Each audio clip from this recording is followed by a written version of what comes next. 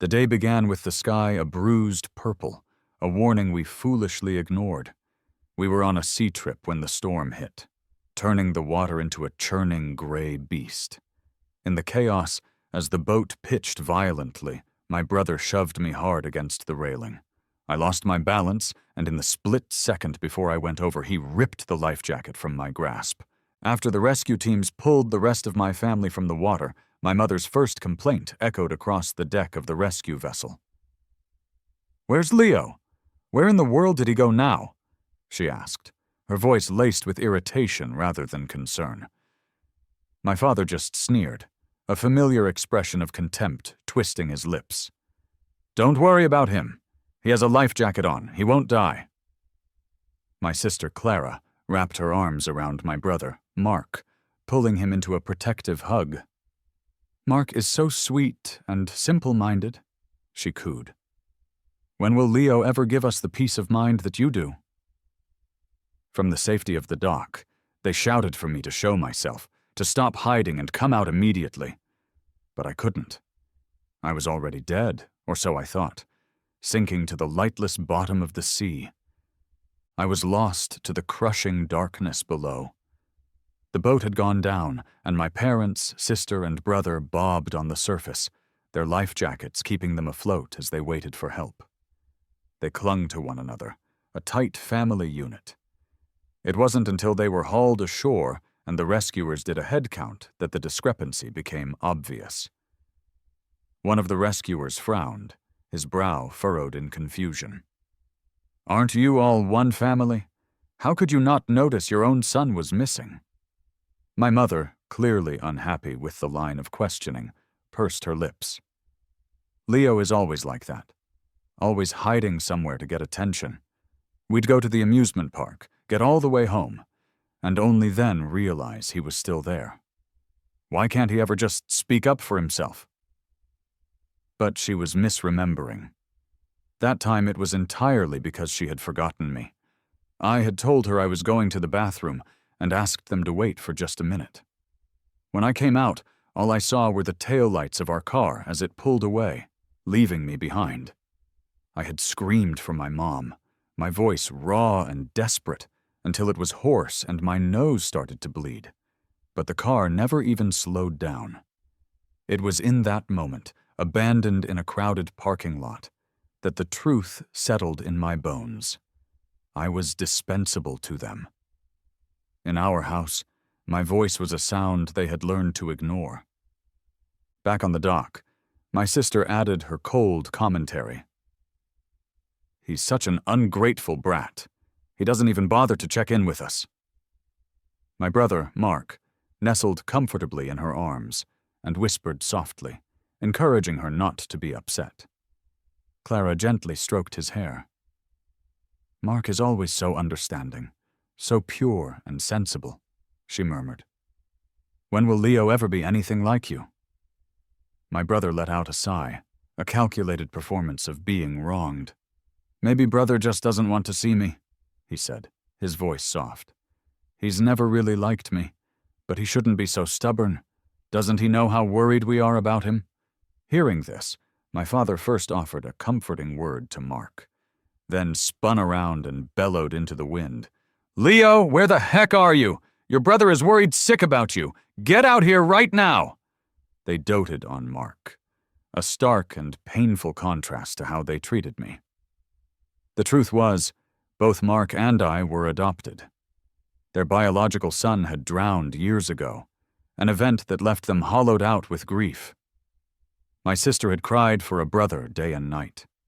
A few years after the tragedy, they decided to adopt a boy, and that's when they found me at the orphanage. I was standing right at the entrance when they arrived. Somehow, I sensed a sudden danger just in time to see a car speeding directly toward them. I screamed for them to stop, a warning that made them jump back just as the car whizzed past. Afterward, patting their chests in relief, they looked at me with gratitude. "Thank goodness for you," my mother had said. "It feels like we were meant to meet. Would you be our son? We'll treat you right, forever." A ripple of hope went through my heart, and I nodded with a wild, desperate anticipation. I was finally going to have a family. That first half year was the happiest time of my life. They cherished me. My mother and father made me special treats, and my sister taught me how to play the piano and paint. I truly believed my happiness would last forever. That is, until the day they brought home another boy. The moment this new boy, Mark, saw me, he burst into tears. My sister, immediately upset, shoved me hard, sending me tumbling to the ground. "You scared Mark!" she yelled. My parents irritably told me to get out of the way and stop blocking their view. Effortlessly, he took everything that had been mine. I was moved from the main bedroom to the small guest room, effectively becoming a ghost in my own home. My sister held his hand and declared to everyone, "Mark is my brother." My parents would look at him with such affection, saying he was a gift sent from heaven to heal their broken hearts. That's when I realized that Mark bore a striking resemblance to their late son. That likeness alone was enough to win him all of their love. I could only stand by and wonder how happy their real son must have been. Back at the dock, my father was still yelling, calling me rebellious and ungrateful. A rescue worker, looking thoroughly displeased with the scene, came over. "The priority is finding your son," he said sternly. "Do you even understand how dangerous this situation is? What kind of father are you?" My sister snapped back at him instantly. "I handed the life jacket to him myself. He's fine." My mother added, "Everyone else is fine. Why is it always him causing trouble? He's definitely hiding on purpose just to make us worry." The rescuers, visibly annoyed by their attitude, turned to organize a search party for me. Out of nowhere, a little girl's voice cut through the tension. She was scared, yet she pointed a trembling finger directly at my brother. "I saw him," she whispered. "I saw him push Leo off the boat, and he's wearing Leo's life jacket." A collective gasp went through the small crowd. The voice belonged to a girl I had met by chance on the cruise. My parents' faces changed in an instant, and my brother looked panicked, quickly denying everything. "I have my own life jacket. Why would I ever take his?" My sister stormed over to the little girl and slapped her hard across the face. "Who is this little brat making up stories? Did Leo put you up to this? Where is he? I'll handle him myself." The girl's parents immediately jumped in, her father shielding her. "How you treat your own son is none of my business, but my daughter is my treasure and you just hit her." Just as a full-blown fight seemed about to erupt, other people hurried to intervene, suggesting it was just a child's misunderstanding, urging everyone to remain calm. My parents shot a final glare at the girl before cuddling Mark. "See? Mark isn't capable of something like that." Relieved, Mark played the victim, tears filling his eyes as they soothed him, their usual routine. I was used to seeing them like this. During one New Year's celebration, Mark had secretly eaten all the gifts prepared for the family. My father, furious, demanded to know who did it. Mark shed 2 perfect tears, and the blame immediately landed on me. Without a single question, they locked me in the study for the entire day and night. While I was swallowed by darkness and hunger, I could hear them laughing and joking in the living room as they watched the Spring Festival Gala. Just when I thought this current situation would end without a resolution, the little girl gathered her courage again and shouted, "I'm not making it up! Leo grabbed his arm! You can check his arm to see if there are any marks!" Before my brother could react, my sister stepped forward boldly, sneering. "What marks? Such a lie. Let's take a look, and then you can apologize to my little brother." With an air of absolute confidence, she rolled up my brother's sleeve. There, on his fair arm, were several long, angry red marks. Everyone went silent. The blood drained from my brother's face, and he hastily pulled his sleeve back down, shaking in panic. "No! I did this to myself. Sis, don't listen to her. She's lying!" My sister, dumbfounded for a moment, quickly went along with his story. "Yeah, it must be a coincidence. My little brother can't even bear to kill an ant. How could he possibly push his own brother into the sea?" She seemed to be avoiding the obvious truth, trying desperately to convince herself. Even the bystanders couldn't stand it anymore. "How could that be a coincidence?" one person muttered. "You're way too biased. Isn't the missing boy your brother too? Could you at least pretend to look for him? Does it not matter to you if he's dead?" Suddenly, my brother clutched his chest and pretended to faint. My mother and father rushed to support him. "We can't stay here anymore. Mark's health is fragile. He can't hold on. Let's go back." It was the same old trick he always used, his fragile health to gain sympathy. And it always worked. It turns out even a soul can feel the chill of abandonment. Even if someone had witnessed him push me into the sea, my family still wouldn't have believed it. I was missing, presumed to be in mortal danger, and they didn't even want to look for me. They helped my brother into the car and drove away. My father's hands were trembling on the steering wheel, and my mother didn't dare to look back from the front seat. They were afraid. They were afraid that their beloved, perfect son was a killer. Years of suppressed resentment suddenly erupted within me. The day I died, they had promised to treat me well forever. But why? Why couldn't even the one who killed me be punished? In a whirlwind of powerful emotion, my soul was pulled by an unseen force, and through a wave of excruciating pain, I lost consciousness. When I opened my eyes again, I was lying on a sandy shore, the waves gently lapping near my feet. My soul had returned to my body, and surprisingly, there was a strange presence in my mind. After assessment, the host meets the conditions to bind with the regret collection system. The system, it claimed, had saved me. I just smirked in self-deprecation. Meets the conditions? Do you really think my family will regret my death? Their hearts only have room for Mark. You've bonded with the wrong person. No, you're just missing a piece of your memory. In the next moment, memories flooded my mind like a tidal wave. I saw a sightseeing boat on a quiet lake suddenly malfunction and capsize. A family of 4 was thrown into the water. The man, a good swimmer, could have saved his family, but he suddenly cried out in pain, claiming he had a cramp in his calf. The woman and the young girl couldn't swim and were struggling helplessly, but the youngest boy reacted the fastest. He was a nimble swimmer, and his small body burst with amazing power. He pushed both adults to the shore, then without hesitation, swam back to save the girl. She was panicking, thrashing wildly, and he endured being hit numerous times.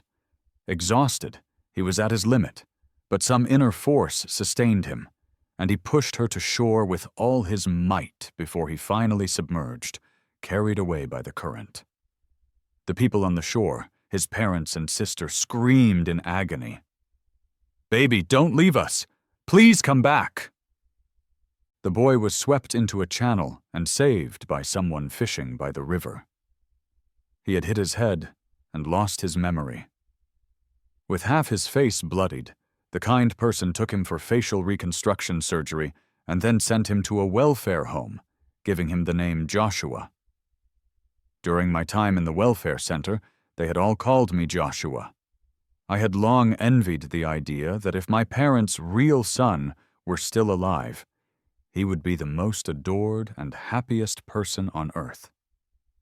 I never expected that I was that boy. I was their real son. Destiny certainly loves to play cruel tricks. They couldn't possibly imagine that their long-lost biological son was right beside them all along, yet they never recognized him. If they knew their baby was once again lost at sea, I wondered how they would react.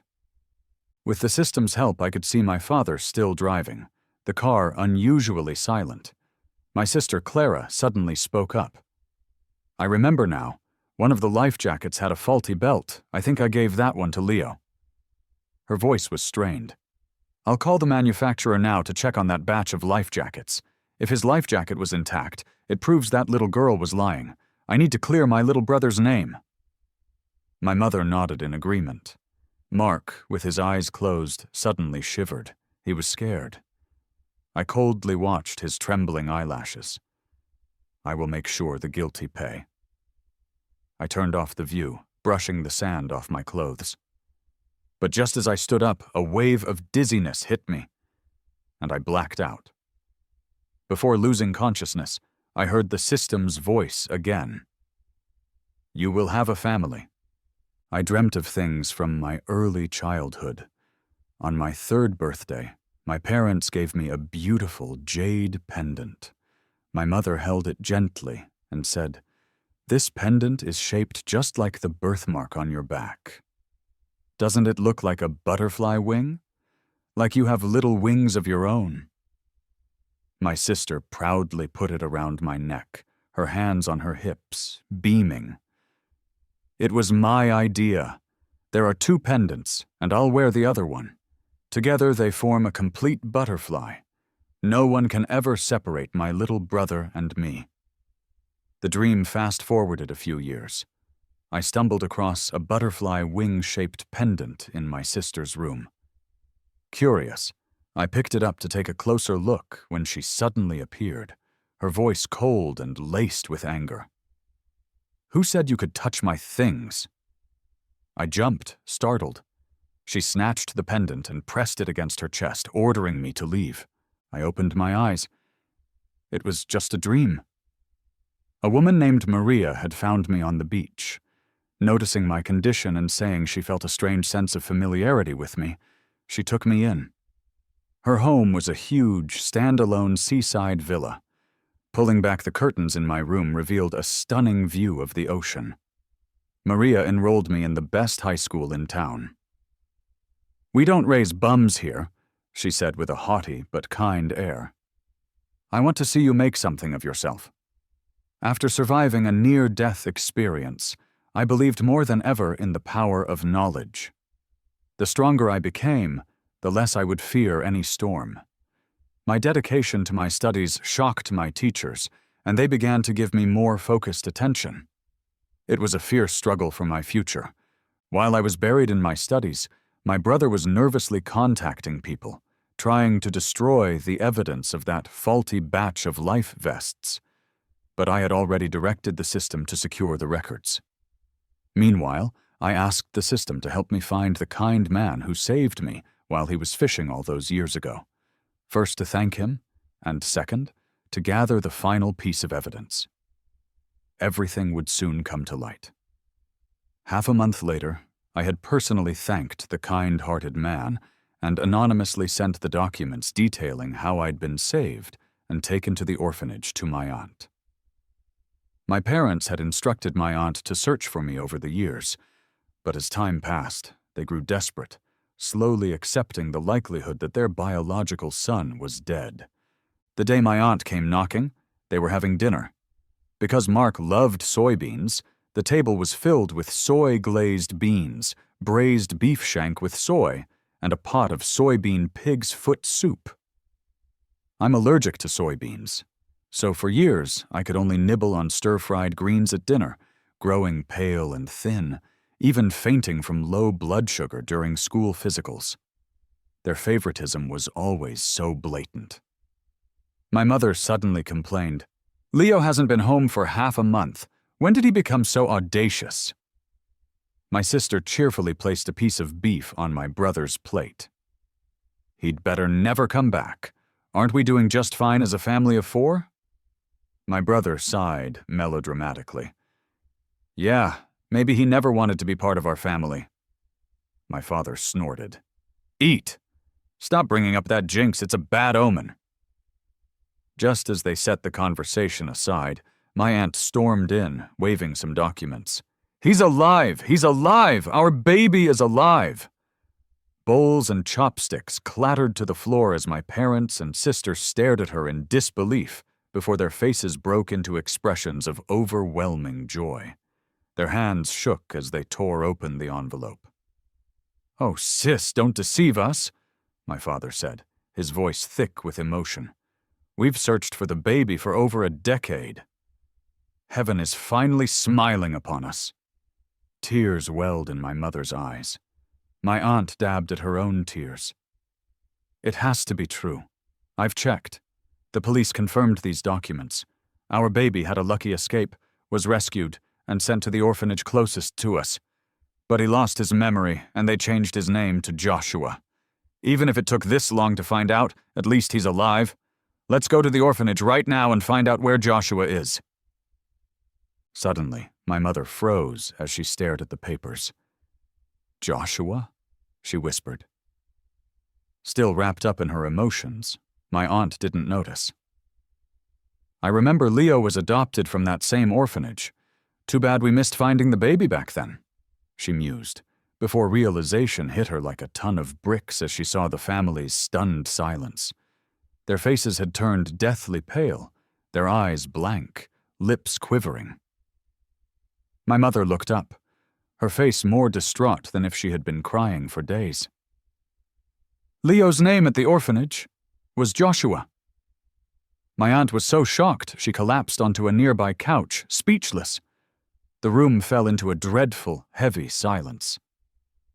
Breaking the stillness, my sister lunged forward, tearing the documents to shreds. It's fake! It's all lies!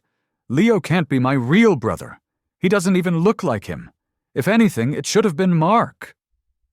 My aunt, grief-stricken, responded slowly. The baby's face was scarred by rocks in the river. He underwent facial reconstruction. As she finished speaking, my sister stumbled backward as if drained of all life. Suddenly, my mother's wail pierced the silence, her emotions completely shattered. The baby was swept into the river trying to save us. All these years, my son was right here. And what have I done? What have I done?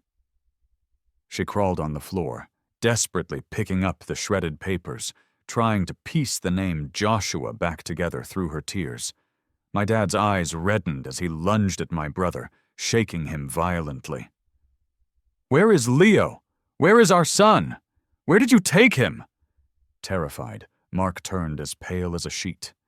Dad, you're scaring me, he cried. My sister shielded him, her voice filled with pain. Dad, with Leo's life uncertain, we should cherish who we have.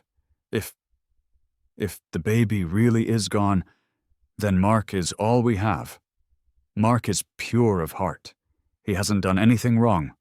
Please don't be hard on him. Another knock sounded at the door, and a young man rushed in, approaching my sister directly. I couldn't get through to you. I have news about the life vests you asked me to check on. Everyone's heart was in their throat again. My brother was the most nervous of all, clenching his fists, not daring to blink. The young man paused. Mark's life jacket strap was indeed broken. I took pictures. They match your description. So far, the search and rescue isn't looking good. We've searched all the nearby waters but found nothing. From everything we know, it seems likely that Leo is already gone, and the direct cause of his death is Mark. As soon as he finished speaking, my mother, who had been holding her breath, passed out. My aunt helped her to the couch and called for an ambulance. My brother crouched on the floor, scared and holding his head. It wasn't me! I'm not a killer! I didn't hurt him! You're all accusing me! My father was furious, painfully questioning Mark and demanding the truth. Mark just shook his head like a rattle, refusing to admit anything. He clutched his chest, claiming to feel unwell, trying to win sympathy from the family one last time. But this time my dad slapped him hard across the face. Still playing the victim? How could your heart be so cruel? We've been raising a wolf all these years only to lose our own son. They knew he was faking it all along. They had just chosen not to call him out on it before. My sister mumbled to herself, dazed. How could this be? It shouldn't have been like this, no. My mother was so overwhelmed she ended up in the hospital. My dad wanted to kick Mark out, but my sister defended him with her life, still in denial, deceiving herself. Dad, baby's gone. We only have Mark left. No matter what, he's still my brother. My dad kicked her hard, yelling at her, while my mom, from her hospital bed, threw everything she could grab, crying furiously. and Mark just cowered in my sister's arms, looking terrified. From that day on, my parents ignored Mark completely. All the affection he once bragged about vanished. At the dinner table, they took away his chair. He cried, but they didn't even look his way. All of his things were thrown out of his room, which was restored to how I had set it up before. Their family portrait was smashed, replaced with a messy drawing I'd made as a child.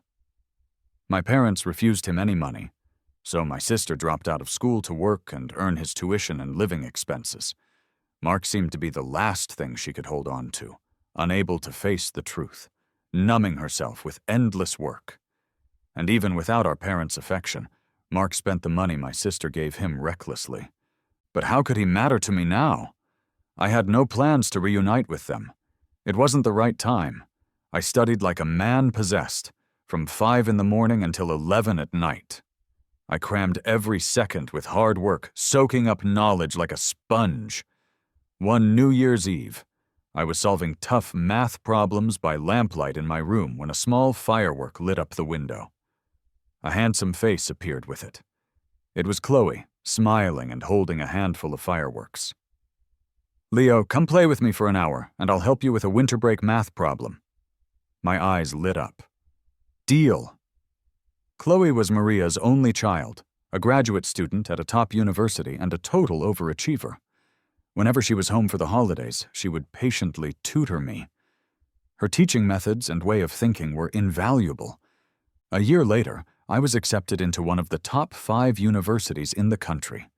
After the college entrance exams, Maria and Chloe took me on an overseas trip. For the first time as a young adult, I felt true, uncomplicated happiness.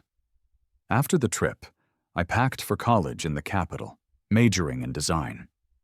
In my first year, I won the national scholarship and participated in several film, advertising, and brand design competitions, earning many honors. Besides my studies, I took on design gigs during my free time to pay for my living costs and tuition, quickly gaining financial independence. The summer after my sophomore year, Chloe graduated with her master's degree and was preparing for her PhD. I received another prestigious national award, and Maria took the opportunity to officially adopt me. She had taken me in when I was homeless, and her kindness had never wavered. I already saw her as my real family. A celebration party was planned, and all the local big shots were invited. My biological parents, who had been solely focused on their careers, their company now flourishing, received invitations I drafted myself, though I didn't include my name. On the night of the party, I watched from the second-floor balcony as everyone mingled. My parents, sister, and brother arrived, looking surprised to be there. My mother offered a gift with a practiced smile. "Madam, you're truly blessed. Chloe is so talented, and your son is just as outstanding." Maria just nodded politely. My brother looked around the lavish mansion with admiration. "Whoever Maria chose for a son sure is lucky," he whispered. "Not like me, stuck with these foster parents." My sister tugged at his arm, scolding him. "Mark, be respectful. Don't talk nonsense here." Mark just rolled his eyes. My father sighed. "Maria has everything. It's enviable."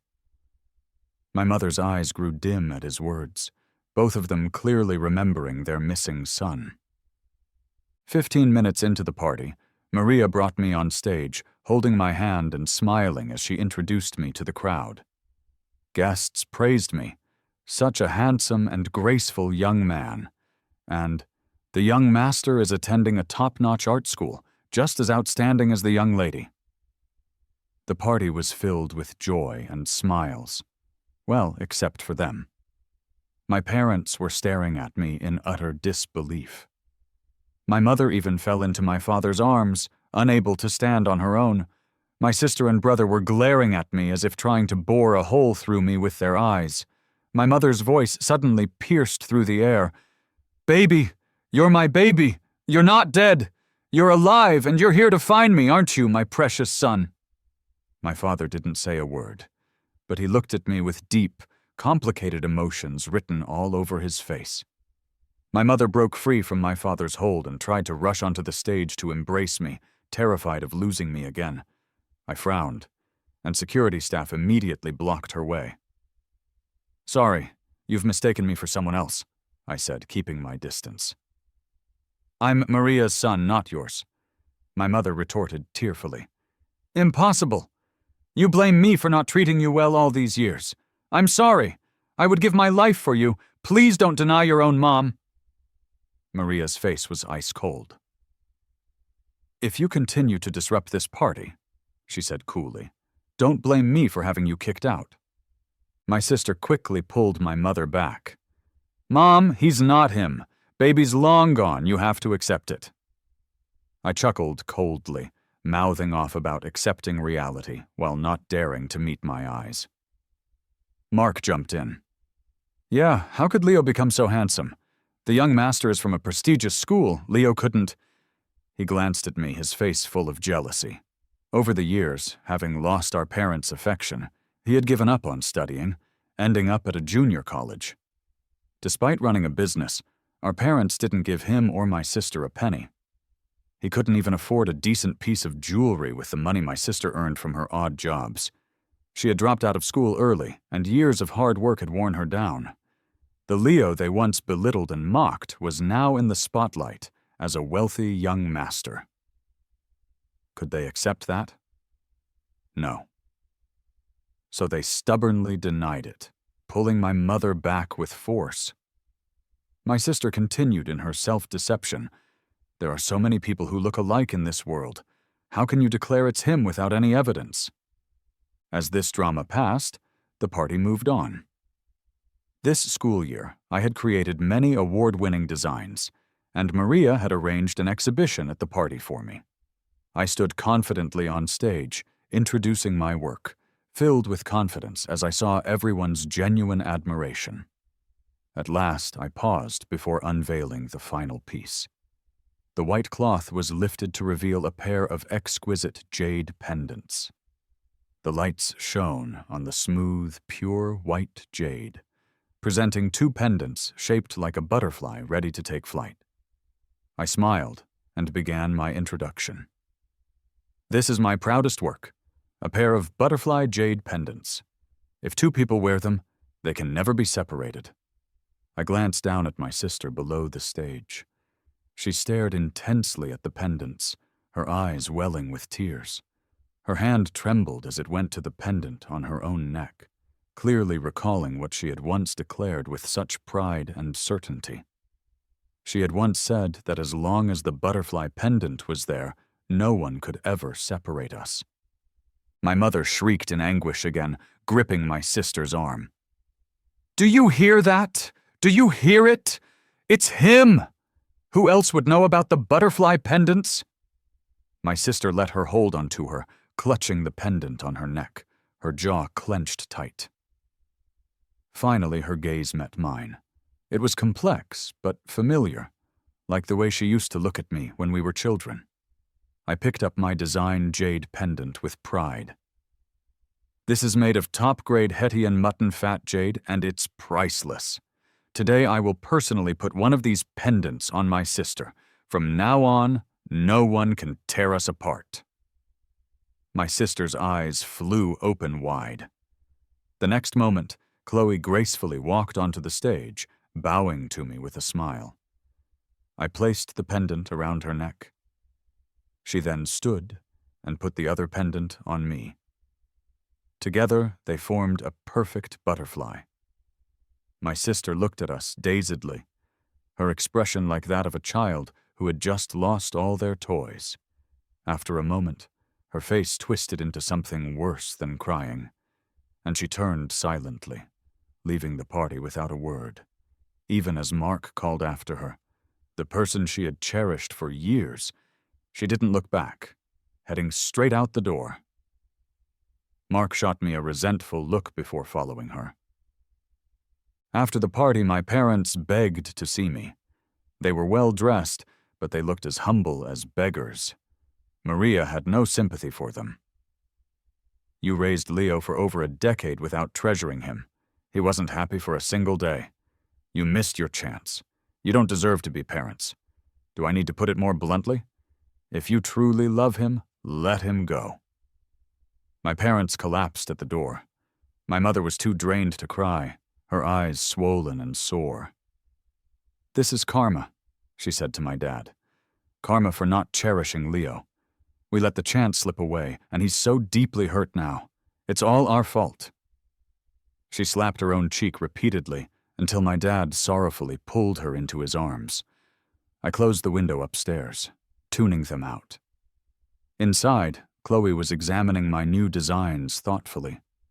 Maria was there too, our ragdoll cat brushing against her legs. This was my new family. I was moving forward. The holiday passed smoothly. A few days before school was set to start again, I got a text from my sister. Could we meet to say goodbye properly? I agreed and showed up at the West Ping Bridge as she had requested. I waited and waited, and just before dusk, a silhouette slowly approached. It was Mark. He had a dark expression and stared at me with pure grudge. "I pushed you into the ocean, so why did you come back? Why won't you just disappear, you pest? If it weren't for you, I'd probably be the heir to that mansion. That mansion would be mine, and Chloe too. If I could push you once, I can do it again." With that, he lunged at me like a madman, but I wasn't stupid enough to fall for his tricks again. The door of a car parked next to me was already open, and my sister quickly jumped out to shield me, pinning the crazed Mark to the ground. Her expression was somber. "Mark, it really was you who pushed Leo into the sea, and we treated you so well for all those years. How could you be so heartless?" I had suspected the text wasn't from my sister, so I had contacted her before coming. Mark, caught red-handed by the one person who had always defended him, panicked. Then, he swiftly changed his expression, fake tears welling in his eyes. "Sis, you're hurting me. I'm not well. I might faint from the pain. Can't you just listen to my explanation?" My sister had doted on him for so many years. She was still somewhat moved by his tears and loosened her grip just a bit. In that instant, Mark pulled a knife from his bag and lunged, stabbing at me viciously. There was a sickening sound as the knife entered flesh. My sister had thrown herself in front of me. She slowly fell. I tried to stay calm and immediately called for an ambulance. Mark screamed in fear. "No, sis, I wasn't trying to kill you. It wasn't me!" He dropped the knife and ran away in a blind panic. My sister covered her wound, reaching a hand out towards me. I leaned in closer and could just hear her hoarse voice say, This is the price of my softness. I was wrong. I regret it. Can you forgive me, my baby brother?" She closed her eyes, and her hand fell from mine. I pressed on her wound, anxiously waiting for the ambulance, but by the time we got her to the hospital, it was too late. She had lost too much blood, and her eyes never opened again.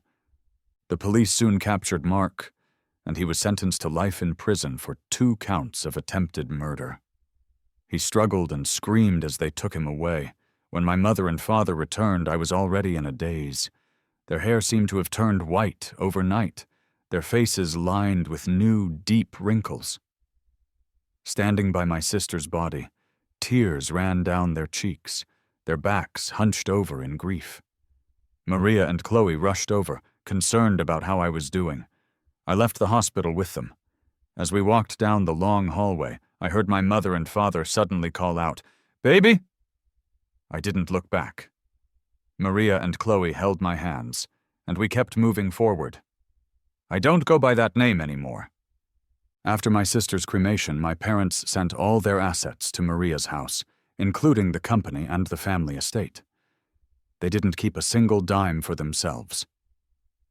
They just returned to our hometown, where they started a small farm, living off the land and letting go of all worldly concerns, spending their remaining years in the quiet countryside.